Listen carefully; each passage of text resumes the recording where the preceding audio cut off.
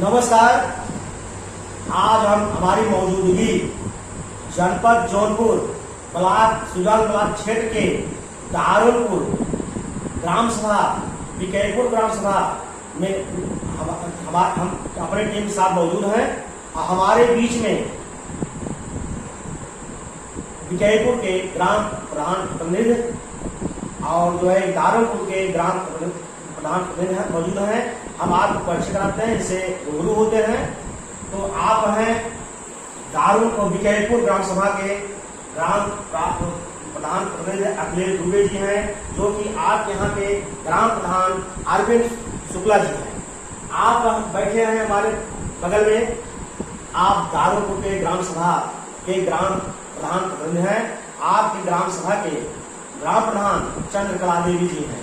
हम आप सभी से अपने चैनल में स्वागत करते हैं, अभिनंदन करते हैं और आप सबसे रूबरू होते हैं। दूसरी बात, सबसे पहले हम आप सभी का अपने चैनल में स्वागत करते हैं। बहुत बहुत धन्यवाद। और हम थोड़ा भाई अवधि में भी बोलेंगे, अब आप भी बोलेंगे। तो आप सब हमारे चैनल के माध्यम से बताइएगा कि आपका 4 साल बेमिसाल रहा, बेकार रहा। आप क्योंकि आप सब अपने ग्राम सभा में जो विकास की कड़ी है उसको आप धरातल आप लोग लाए हैं और दिन मतलब दिन रात मेहनत कर रहे हैं कि कितना विकास हो जाए और आप चुनाव के समय भी आपका विकास रहा होगा। तो चलिए, स्वागत है। हम यही शुरुआत करते हैं। पहले विकयपुर ग्राम प्रधान प्रतिनिधि भाई अखिलेश दुबे जी हैं, हम इसे शुरू करते हैं। चलिए सर, आपका 4 साल एक ग्राम प्रधान का जो अवधि था, 4 साल ये जो है कि आपका बेमिसाल रहा कि बेकार गया, इस बात है। लालचंद भाई साहब, पहले आप स्वागत हमारे गांव में और बहुत बहुत धन्यवाद। आप अपने टीम के संगे हमारे गांव में आए और भैया 4 साल, पिछले 4 साल से हम से पूरी ईमानदारी से गांव विकास भय, गांव जनता सेवा भय, 24 घंटा उपलब्ध रहे और जमन काम हमें से फंड में रहा और अन्य माध्यम से नेता विधायक सांसद सब पैरवी लगा, ज्यादा से ज्यादा काम गांव दिया हुआ गया, जिससे गांव जीवन स्तर सुधरे और गांव खुशहाली हो। हाँ भाई, तो बहुत बहुत धन्यवाद। तो आप थोड़ा संक्षेप बताएंगे, आपने गांव में अभी तक जो है खरंजा कितना करवाया? खरंजा भैया 1 किलोमीटर। ये अच्छा, 1 किलोमीटर। हाँ। अब खरंजे के बाद आप नाली पाइप बनवाए हैं? नाली भैया पक्की नाली प्रस्ताव आते है, कच्ची नाली 3-4 बनवाया है यह, और पक्की के प्रस्ताव हुआ है। कच्चा चकरोड भैया कम से कम 2 किलोमीटर। शौचालय क्या है? शौचालय भैया की स्थिति यही है, सरकार यहाँ बजट नहीं आएगी। अच्छा, हाँ। चलिए, तो ये सामुदायिक शौचालय आपको सही है नहीं है? हाँ, सामुदायिक शौचालय एकदम संचालित है, साफ सफाई की व्यवस्था एकदम सही है, बाकी लोग उसका लाभ उठा रहे हैं। तो सुनने में आता है वहाँ मंदिर भी था पहले? हाँ, मंदिर के सामने पूर्व प्रधान द्वारा बनाया गया, जिसका गाँव वालों ने विरोध किया, लेकिन फिर भी गाँव वालों ने उसको स्वीकार किया बाद में। चलिए, सोलर लाइट आप यहाँ? सोलर लाइट भैया 15 लगेंगे। हैंड पाइप भैया मरम्मत 50 हैंड पाइप मरम्मत और 5 नया रिगो। प्रधानमंत्री आवास भैया 10 ठाए गया है हमारे कार्यकाल में, बाकी नया सर्वे चालू होगा, 60-70 जने नाम और डाला जाएगा। और आने वाले समय में अगर मौका मिले हमें से के जो प्रधान यहाँ समय है वर्तमान में, वही लिस्ट बनाया है, अगर वो फिर से चुन के आता है तो वो लिस्ट वाले सब जितने नाम है उनको शामिल करा के प्रधानमंत्री आवास से लाभान्वित किए जाए। विधवा पेंशन, वृद्धा पेंशन कहाँ तक आप? विधवा पेंशन 100% है सर हमारी। कुछ जो है कि आप मेड़बंदी वगैरह? हाँ, मेड़बंदी, धंधा, संतलीकरण, ये सब काम नरेगा के माध्यम से कराया जाए। अच्छा, आप अपने यहाँ जो आप प्राथमिक विद्यालय आपके? हाँ, प्राथमिक विद्यालय। मिड डे मील क्या मिड डे मील की व्यवस्था भाई साहब, जो स्टैंडर्ड है सरकार द्वारा जो मानक तय किए गए हैं उसके हिसाब से मिड डे मील ताजा भोजन बच्चों को खिलाया जा रहा है। तो मनरेगा जाट कार्ड आपने कितना बना होगा? सब। तो जो मनरेगा मजदूर काम पे नहीं आते? हाँ, सब। उनका पेमेंट सरकार कर रही है? अब पेमेंट का यही दिक्कत है कि 6-6 महीने बाद भैया नरेगा का पेमेंट हो रहा है, जिसकी समस्या हम लोग झेल रहे हैं। तो ये बताइए, क्या मनरेगा मजदूर आप यहाँ रहेंगे, पलायन करेंगे दूसरे? बिल्कुल, पलायन करने के लिए सारे मनरेगा मजदूर मजबूर हो चुके हैं, दूसरे प्रदेशों में जाकर काम कर रहे हैं। तो आप देख रहे हैं कि अब मनरेगा मजदूरों की मजदूरी नहीं मिल रही है। जो काम कर रहे हैं, जो काम किए हैं, अब उनका पलायन होने वाला है। जब पलायन होगा क्या आपको मनरेगा मजदूर मिलेंगे? बिल्कुल नहीं मिलेंगे। तो इस पर आप क्या कहें सरकार से? हम सरकार से यही निवेदन करेंगे कि नरेगा की मजदूरी समय से दिया जाए। तो अब बताइए, राशन कार्ड कितना आपके यहाँ बना है? राशन कार्ड हमारे यहाँ 200 है। कोई छूटक नहीं है? कोई नहीं। सबको राशन मिल रहा है? सबको राशन मिल रहा है। अच्छा, आप ये बताइए कि आपके यहाँ प्रधान और सांसद से क्या सहयोग मिला है? उनका भी क्षेत्र है। सांसद से हमारे गांव में कोई सहयोग नहीं मिला है। हमारे विधायक से हमको कोई सहयोग नहीं मिला है। ब्लॉक प्रमुख द्वारा हमको लाइट दी गई है, सोलर लाइट ब्लॉक प्रमुख द्वारा दी गई है। और एक और अंतिम प्रश्न है, ये आयुष्मान कार्ड अभी तक आप क्या बना नहीं है? 100% जितने 70 साल वाले हैं सबका आयुष्मान कार्ड बन गया है।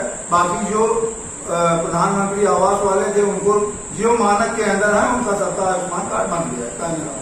अच्छा, आप कल तम्बाकू विश्व दिवस था और उस पर अपनी जनता जनार्दन को क्या संदेश देना चाहेंगे? यही कहना चाहते हैं भैया, तम्बाकू समाज खा ज्यादा मतलब जो गाइडलाइन है सरकार तंबाकू निषेध कर रही है, लेकिन आप अगर जिसका है मतलब आदत पड़ गई है वो वही समाज तंबाकू खा के कहेंगे इसे नुकसान है। अच्छा, माउथ कैंसर हो रहा है, इसे तमाम तरह के रोग देखता है। अब खास कर वहाँ आदमी हम कहे चाहे जैसे घर में पहले कैंसर रोगी रह चुका है वो तंबाकू दूर रहे।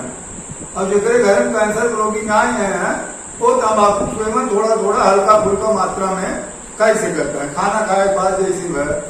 क्या अवसर मिले क्या आपके गाँव करेंगे? बिल्कुल करना चाहेंगे सर, क्योंकि राजनीति जो है यह आय का साधन नहीं, जनता की सेवा का साधन है।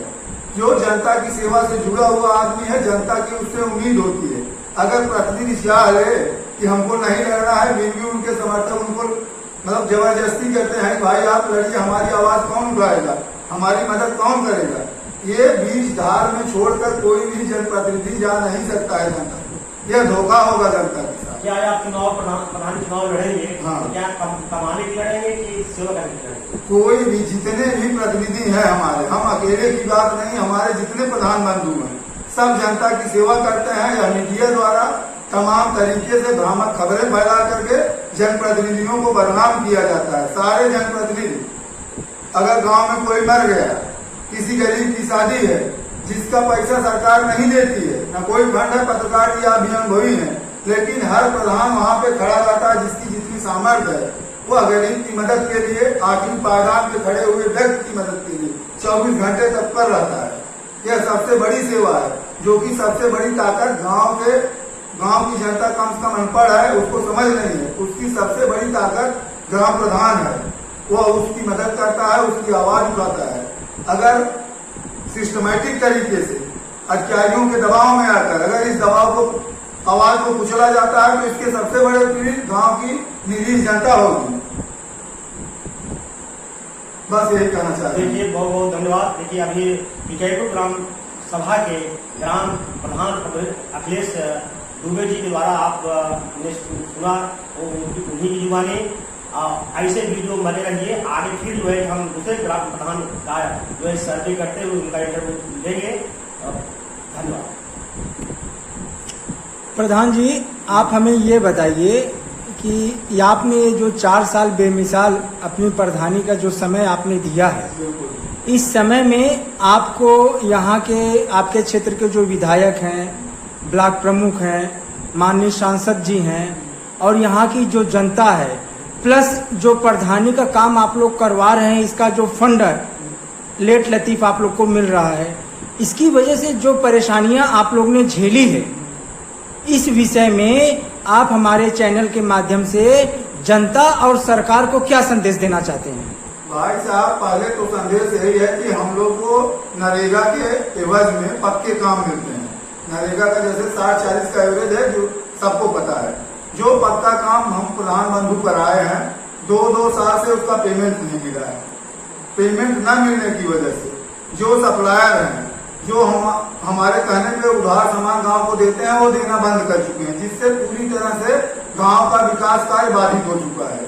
अब नया काम हम लोग कराने में सामर्थ्य सक्षम ही नहीं बचे हैं। अब अगर कोई नया काम हमको कराना होगा, हम लोग उसको नहीं करा सकते हैं। यह स्थिति आ चुकी है हम लोग। अच्छा, आप ये बताएं, क्या यहाँ क्या यहाँ के जो विधायक और सांसद जी हैं, आपने अपने ग्राम सभा की परेशानियों को लेकर के उनके सम्मुख कुछ लिखित में दिए थे? लिखित में हम दिए थे, लेकिन उनकी तरफ से अभी तक कोई रिस्पांस नहीं मिला है।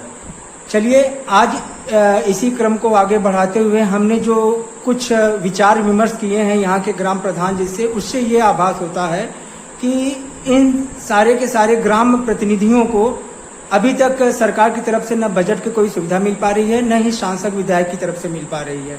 और इतना कहा जा सकता है कि ये सारे ग्राम प्रतिनिधि जो हैं, ये अपने जेब से पैसा लगा करके गांव का विकास कर रहे हैं, जिसकी वजह से मनरेगा के जितने भी कर्मचारी हैं और भी इनके जितने सप्लायर हैं, वो आए दिन किसी न किसी रूप में तगादे के रूप में इनसे परेशान करते रहते हैं।